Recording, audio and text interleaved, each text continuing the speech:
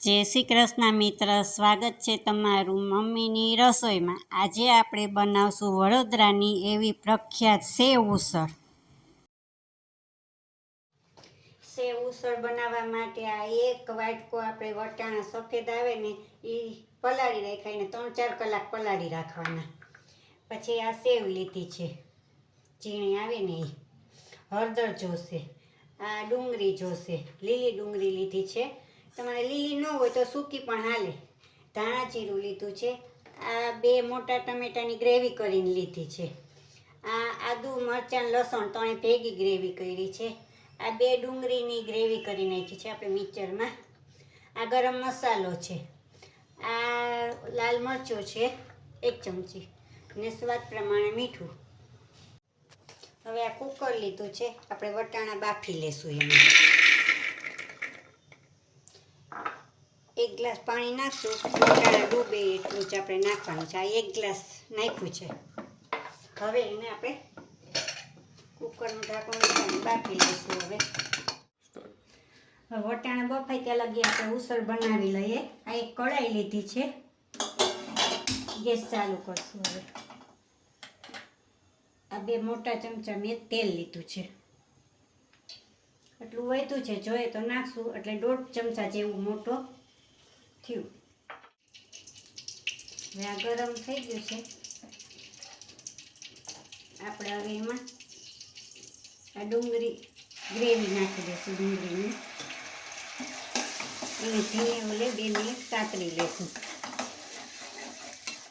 હવે આ આદુ લસણ મરચાંની પેસ્ટ લીધી હતી એ નાખશું, એની આપણે હવે 2 મિનિટ સાતરી લેશું। હવે આપણે આ ટમેટાની ગ્રેવી કરી હતી એ નાખી દઈશું।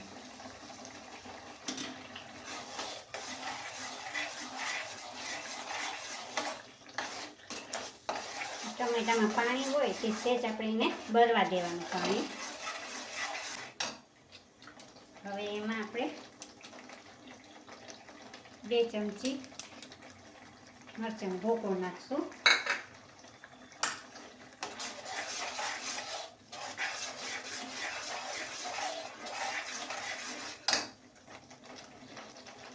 આપણે હળદર નાખશું,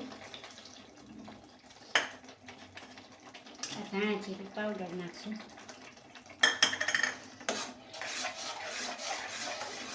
હવે આપણે તેલ છૂટું ના પડે ને ત્યાં લગી આપણે એને સાતળવાનું।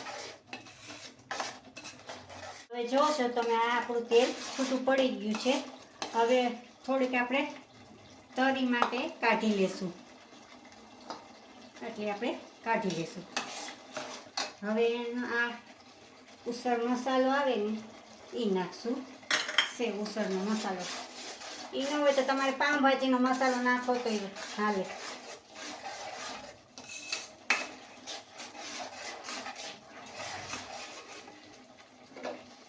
હવે આપણે આ વટાણા બફાઈ ગયા છે એ નાખી દઈશું।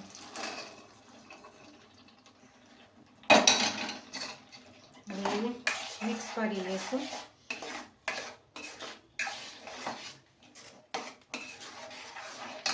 આપણે હજી 1 ગ્લાસ પાણી જોશે,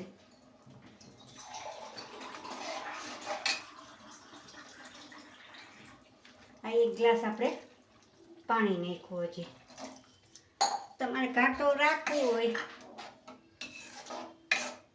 તમારે ઘાટું ઉસળ રાખવું હોય તો ઓછું નાખવાનું, નાછું નાખવાનું હોય તો વધારે પાણી નાખવાનું, હજી 1 ગ્લાસ નાખવાનું। હવે આને આપણે ધીમે તાપે ઉકળવા દેશું।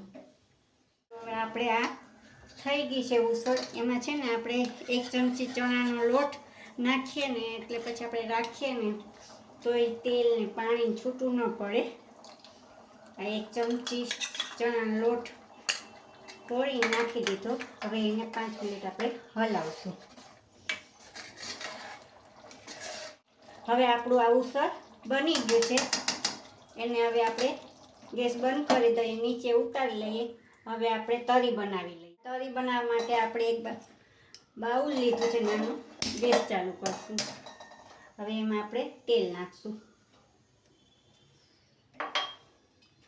આપણે બધું હવે આ તેલ થઈ ગયું છે. ગ્રેવીની કાઢી હતી આપણે અંદર હવે નાખી દઈએ.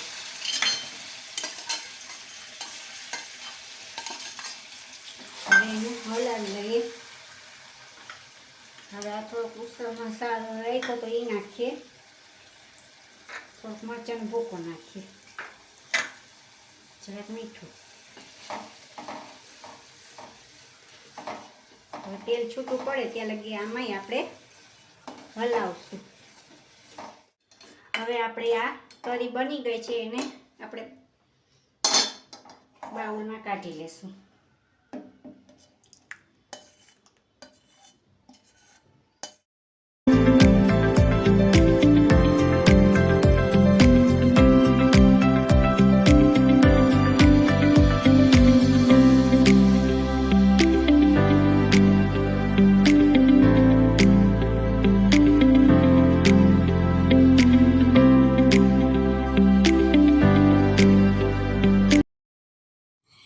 તૈયાર છે આપણું સેવ ઉસળ. જો તમને આ વિડીયો ગમ્યો હોય તો તમે કોમેન્ટ કરીને જણાવજો.